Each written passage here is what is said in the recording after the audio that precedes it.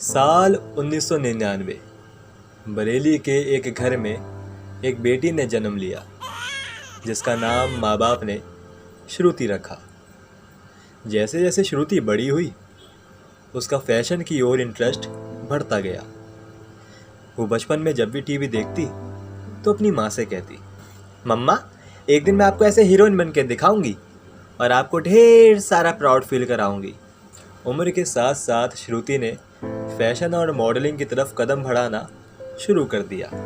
वो अक्सर अपने पिताजी के साथ पोर्टफोलियो शूट कराने और ऑडिशंस देने जाया करती थी।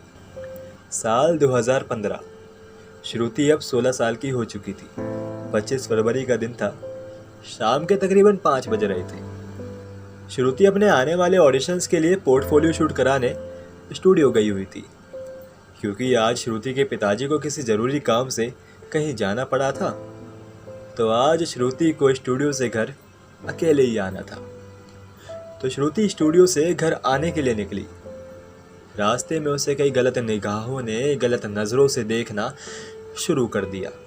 लोगों ने पहले उसकी मॉडर्न शॉर्ट ड्रेस को अपनी नज़रों से घूरा, उसके बाद उस पर कमेंट करने लगे।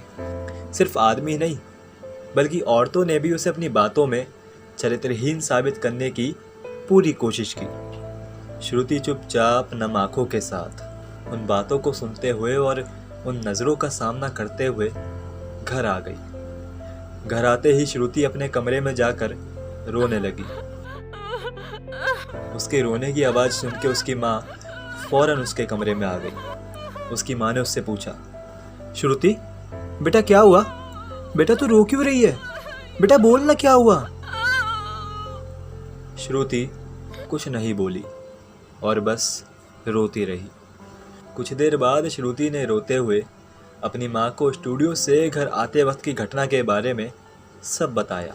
उसी तारीख की रात को श्रुति के माँ बाप ने तय किया कि वो अपनी बेटी के मॉडलिंग करियर के लिए ये जगह छोड़ हमेशा के लिए दिल्ली चले जाएंगे, क्योंकि दिल्ली एक नए ज़माने का दौड़ता शहर है। तो यहाँ के लोगों की सोच भी नहीं होगी और श्रुति के मॉडलिंग करियर में जाने के मौके भी ज़्यादा होंगे।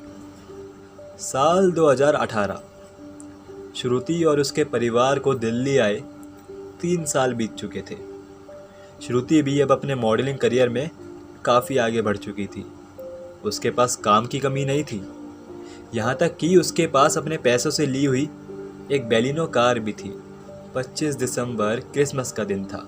श्रुति की कार उसके साथ के कलीग्स किसी पार्टी में जाने के लिए ले गए थे। श्रुति को ये पार्टी वगैरह में जाना ज़्यादा पसंद नहीं था। वो जितनी मॉडर्न थी उतनी ही उसकी आदतें सादगी पसंदीदा थी। क्योंकि श्रुति की कार उसके दोस्त पार्टी में जाने के लिए ले गए थे तो श्रुति ने मेट्रो से घर जाना तय किया। लेकिन उसे क्या पता था कि वो बुरा दिन उसकी ज़िंदगी में एक बार फिर से खुद को दोहराएगा। श्रुति जैसे ही मेट्रो में घर आने के लिए चढ़ी तो लोगों की नज़रें उसके छोटे कपड़ों पर जाने लगी।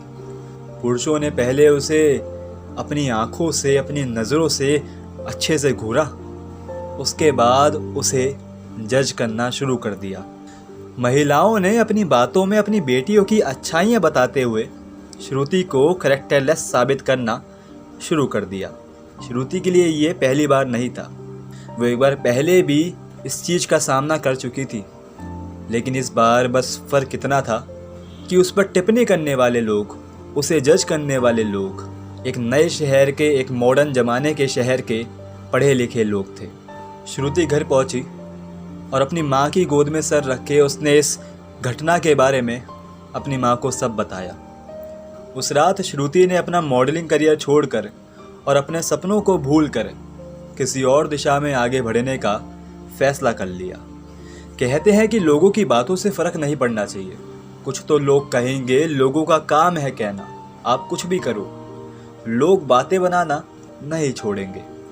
लेकिन हर कोई नहीं सह पाता यार, हर कोई नहीं सुन पाता वो बातें अपने लिए जो उसकी ज़िंदगी से कोई वास्ता ही नहीं रखती। हर कोई नहीं बन पाता मजबूत, नहीं रह पाता पॉजिटिव। आज श्रुति एक कामयाब बिजनेस वूमेन है।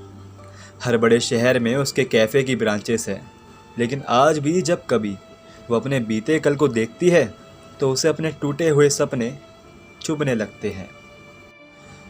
कभी कभी कुछ बातें जो महज सिर्फ बातें होती हैं किसी की ज़िंदगी पर इतना बुरा असर डाल सकती है कि वो शख्स अपने सपने तोड़ने के लिए और अपनी ज़िंदगी ख़त्म करने के लिए सोच सकता है। अंग्रेजी का एक शब्द है बुली, जिसके बारे में आप मेरे कैप्शन में पढ़ सकते हैं। हमें कोशिश करनी है कि हम किसी के सपने पूरे होने की वजह बने, टूटने का कारण नहीं। तो ख्याल रखना, फिर मिलेंगे।